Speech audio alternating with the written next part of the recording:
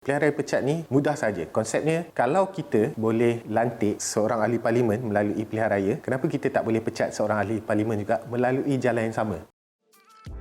Isu dan situasi politik kita hari ini adalah ahli parlimen yang menang dalam pilihan raya suka lompat-lompat parti. Dia bertanding atas tiket satu-satu parti, tapi di tengah jalan dia tukar parti lain. Ataupun parti politik yang menang melalui gabungan tertentu keluar daripada gabungan tersebut untuk menyertai gabungan lain. Ada banyak alasan kenapa ahli politik lompat parti ataupun satu-satu parti politik tu tukar gabungan. Misalnya kalau mereka ini menjadi pembangkang, tak dapat jawatan dalam kerajaan, tak dapat kepentingan dalam GLC ataupun peruntukan di kawasan masing-masing dipotong. Ini semua disebabkan sistem politik kita lah, politik patronage yang masih lagi membarah dalam kerangka politik kita. Tapi ada juga kes lompat parti ini juga berlaku kerana setengah ahli politik itu tak mahu terus kekal dalam sebuah parti yang mereka wakili selama ini yang terpalit dengan rasuah, salah guna kuasa dan sebagainya. Jadi mereka lompat parti untuk menyertai parti lain yang pada mereka lebih baik. Kita perlukan satu undang-undang yang boleh halang berlakunya lompat-lompat parti. Tapi undang-undang ni juga sebenarnya skopnya agak sempit dan juga agak terhad. Macam yang kita cakap tadi, ia juga tidak memberi ruang untuk seseorang ahli parlimen dengan niat yang baik untuk lompat parti. Jadi kalau partinya rasuah, dia tak boleh lompat parti.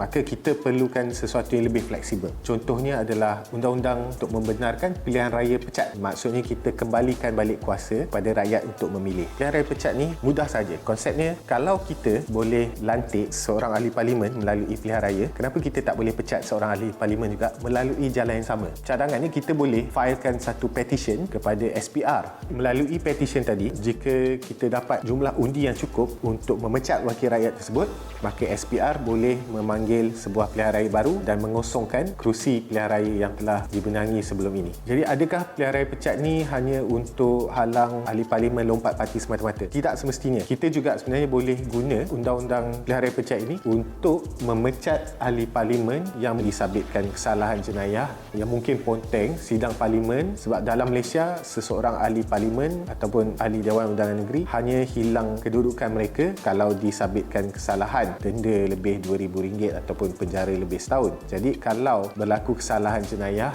dan hukumannya tak sampai setahun penjara ataupun RM2,000 tadi, apa pilihan yang ada untuk rakyat pecat ahli parlimen yang tak sesuai dah ni? Jadi rakyat boleh filekan petition berdasarkan alasan-alasan atau sebab-sebab yang tadi menunjukkan yang mereka sudah tidak ada keyakinan terhadap wakil rakyat mereka. Pecat wakil rakyat ni hanyalah salah satu langkah awal saja, sebab kita sebenarnya perlukan sebuah perubahan yang lebih substansi. Antaranya kita perlu ubah sistem pilihan raya kita daripada first past the post kepada sistem campuran perwakilan berkadar. Kita juga perlukan peruntukan kepada ahli parlimen sama ada kerajaan dan pembangkang diagihkan kepada semua wakil rakyat secara sama rata.